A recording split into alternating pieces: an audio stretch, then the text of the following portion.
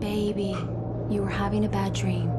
After 13 years, Alan Wake finally received its sequel. If you remember last year's Game Awards, Alan Wake received 3 awards, and on top of that, Sam Lake, Remedy's creative director, put on a whole dance performance with a real-life Alan Wake. Literally, he was there just dancing and performing a whole musical. At that moment, I thought that it was one of the most awesome and strangest things that I have ever seen on a game show, and I knew that I must play that game. Before buying Alan Wake 2, I went to Google and typed, do I have to play Alan Wake 1 before Alan Wake 2? From everywhere, all the answers that I got is yes, you must play Alan Wake 1 as well as Control to understand what's going on. So I decided to start from the beginning. Was it worth it? I will go over my impressions of gameplay, game performance, presentation and story. We'll discuss what makes Alan Wake special as well as the game's flaws and issues. If you're like me, just starting your journey in Remedy's connected universe, I'll mark section with major spoilers for you.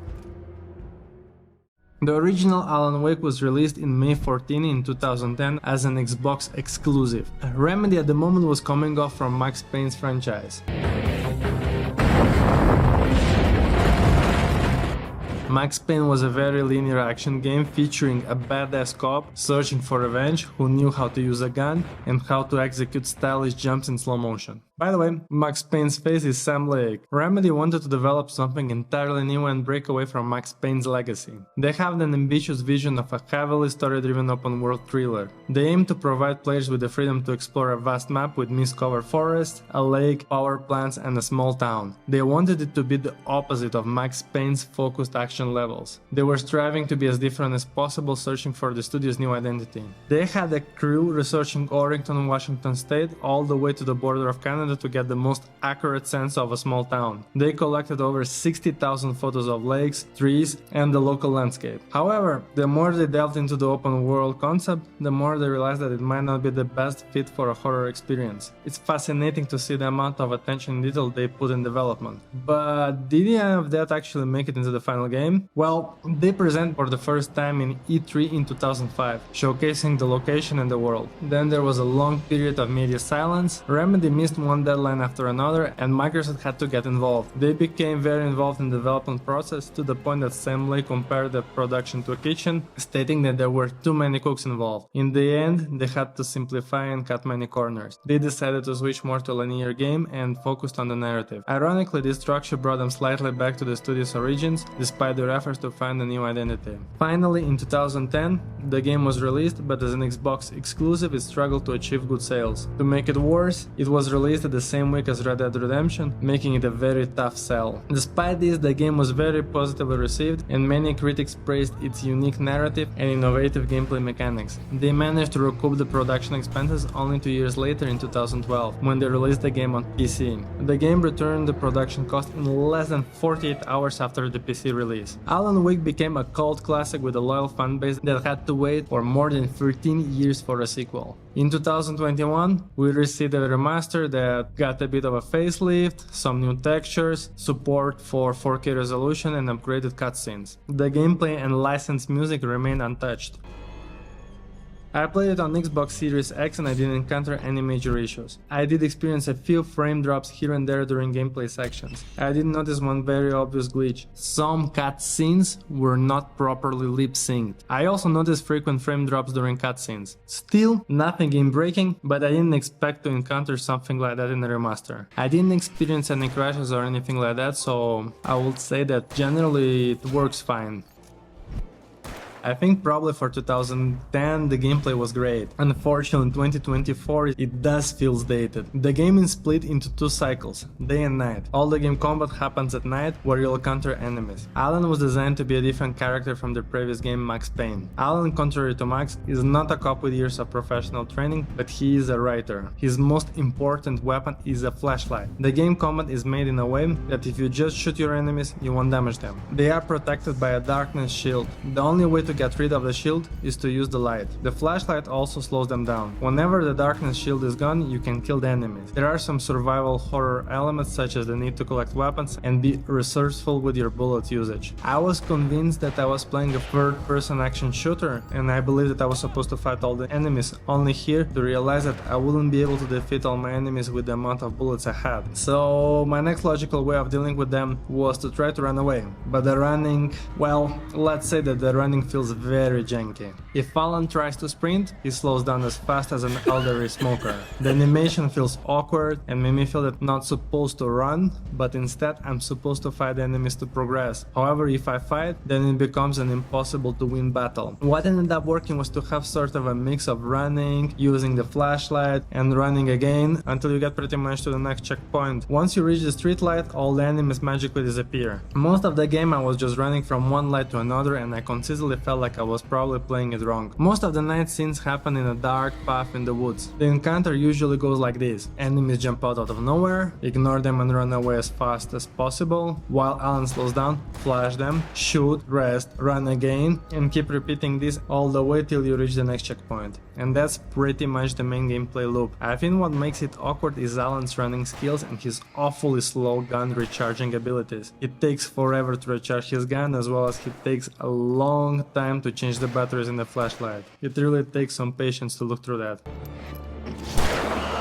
It's quite cool when we get to use the flare for the first time. The camera starts to move in a funky and crazy way. It looks very cinematic, but it does get old quite fast because the camera moves like crazy, and instead of being something fun throughout the whole game, it becomes with time something annoying that you wish you could have just disabled it. In my opinion, the most fun moments were when the game allows you to play it as an action shooter. There are some moments when you're requested to stand your ground to the final location, and usually these moments are the most fun because there is almost an unlimited amount of bullets, you can fight off your enemies, experiment with flares and grenades. Overall, those are the moments when the combat actually feels fluid and it feels that you're playing the game how it's supposed to be played. I also enjoyed all the moments when Alan gets to fight together with companions. I also love how enemies explode when you defeat them. It just really does look cool. I can see that the game was originally intended to be an open world, and I think it is noticeable that they had to pivot from it. It feels like they just narrowed chunks of the open world. There are parts in the game when you get to drive a car, and it is slightly refreshing to drive after long walks in the woods. The driving quite reminds me of older GTA titles and makes me wonder, what was the original Remedy's plan for the game? How ambitious were they? We also have a few puzzles, but they are all quite simple and not very memorable. Alan Wake's level design and gameplay shines the most closer to the end and in the special episodes. All the sequence with the world around Alan collapsing were a blast, and I wish that there would be more of that. If you complete the main game, please don't skip the specials. They were, in my opinion, the most fun levels in Alan Wake. It was coming. It was coming. Before diving too deep into spoiler territory, I'd like to mention Alan Wake's unique story presentation.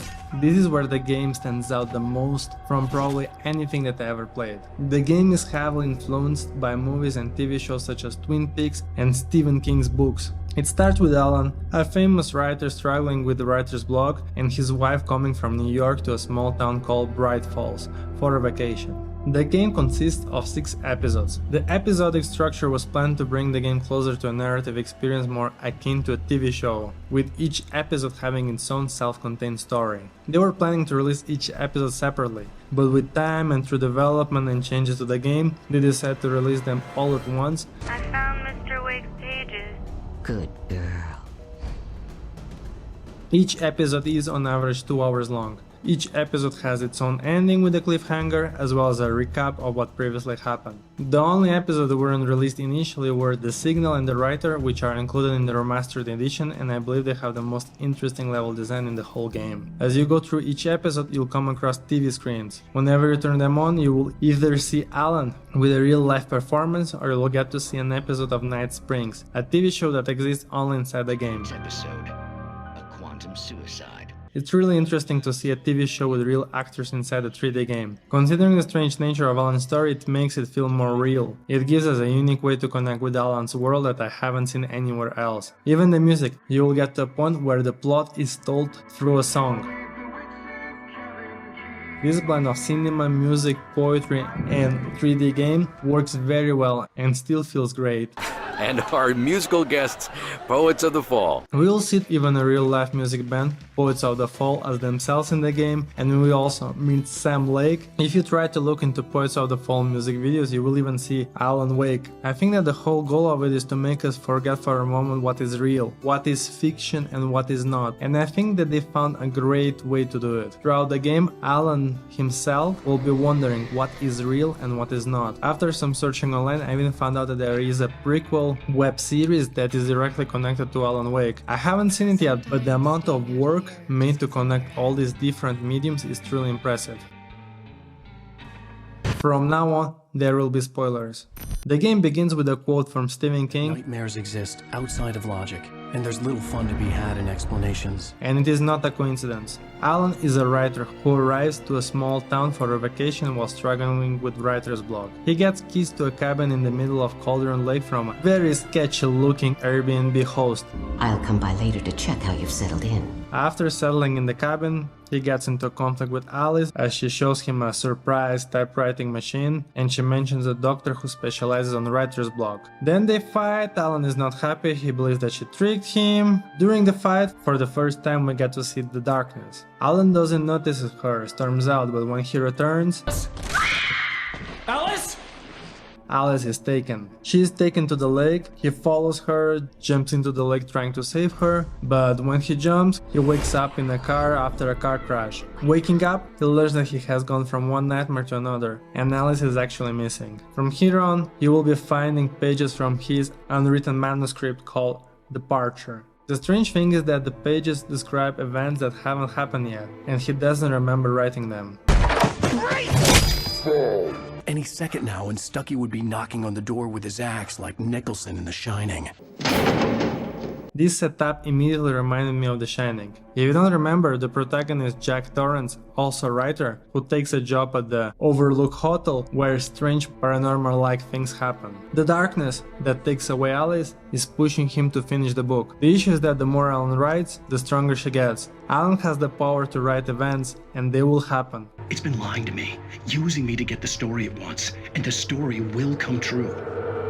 He realizes along the way that he has the power to save Alice, but no matter what, he will have to finish the book and figure out how to write in a way that will save her. It is a great story, but it does get quite messy and convoluted at times. Most of the cutscenes are at the beginning and the end of each episode. Personally, I felt they were a bit on the shorter end, as if they were rushed. It would have been nice to have more character interactions. Regardless, the story was interesting enough that after each episode's ending on a cliffhanger, I immediately wanted to start the next one. Remedy wanted Alan's character to be very different from Max Payne. I think they partially succeeded with it. I say partially because Alan still behaves like someone who knows how to use a gun, and he knows how to punch. He doesn't shy away from starting a fight, and he is quite impulsive. I kept asking myself, what is the darkness? Who are the enemies? Why do they need Alan? Who is Thomas Zane? The game doesn't give too much information, but it gives you enough to have an idea what is going on. The enemies, as I understand, were possessed by darkness. The darkness is some sort of paranormal being that we don't exactly know what it is or what it actually wants, but we can guess or assume a few things about it. The darkness feeds on creative people, and that's why she needs Alan. The more Alan writes, the stronger she gets. She manipulates him by keeping Alice as a hostage, but at the same time, it seems that she's afraid of what Alan can write. Alan and Darkness are definitely connected more than just a classic hero-villain relationship. It often feels that they are part of each other. Darkness represents the negative emotions in Alan that feed his creativity. We do learn about him killing his main character in his previous book series. Is all about the death of the main character, the hard-boiled New York detective Alex Casey. Is definitely a reference to Max Payne, and Alan kills him. I wonder, does it symbolize Remedy trying to kill Max Payne by making a game that is different to Max Payne? The darkness seems to give him what he needs to create, and the more he creates, the stronger the darkness gets. Everything that he writes comes to life. However, it seems that the writing is required to be believable, and it can be a sloppy one-liner. Alan can't just write and it was a happy end. No, he needs to have a complex story that he by himself believes. There's light and there's darkness. Cause and effect. There's guilt and there's atonement. But the scales always need to balance. Everything has a price. Otherwise, there will be bad and unpredictable consequences. This happened before in the 70s with the poet and filmmaker Thomas Zane. He tried to use the darkness to bring back to life Barbara Jagger, but instead of bringing her back, he ended up bringing her body possessed by the darkness. I will find a new face to wear. Since then, the darkness has had a physical presence in our world. Throughout the game, we'll learn that Zane somehow escaped the darkness, and he's the one helping Alan along the way. He created the clicker, a weapon made to defeat the darkness, and delivered it to Alan with a manuscript page where is a story from Alan's childhood. It seems that Alan is also somehow connected with him through the darkness. Somehow Zane knew that Alan will be there. I started to think that Zane either wrote Alan and he might be the one trying to write Alan as a way to escape the darkness. Or perhaps Alan is the one who created Zane and is helping him to escape the darkness. The game finishes with Alan finding a way to save Alice, but as happy ending don't work for Alan, he ends up sacrificing himself and staying with the darkness, while Alice is free and she's back to the normal world. The last sentence that we hear from him is, It's not a lake. It's an ocean. Wake up. implies that there is much more to uncover. The specials play with the concept of having two persons existing at the same time, one in the creative world and the other one in the real life. We get a glimpse into Alan's madness. Wake didn't understand it. He would never make it. He would never wake up.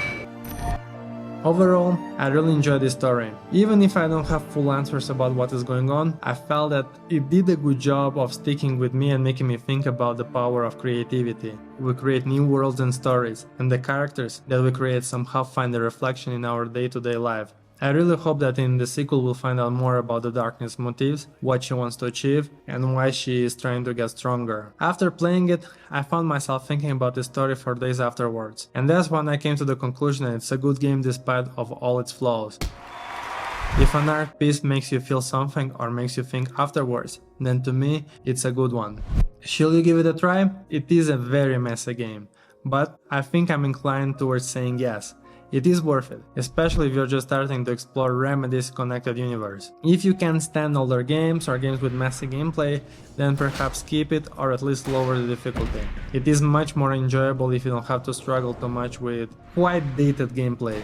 Next on my list is Control, and I can't wait to see how it will expand Alan's story. I hope this was interesting, thank you for watching. Regardless of that, I hope you're having a fantastic day.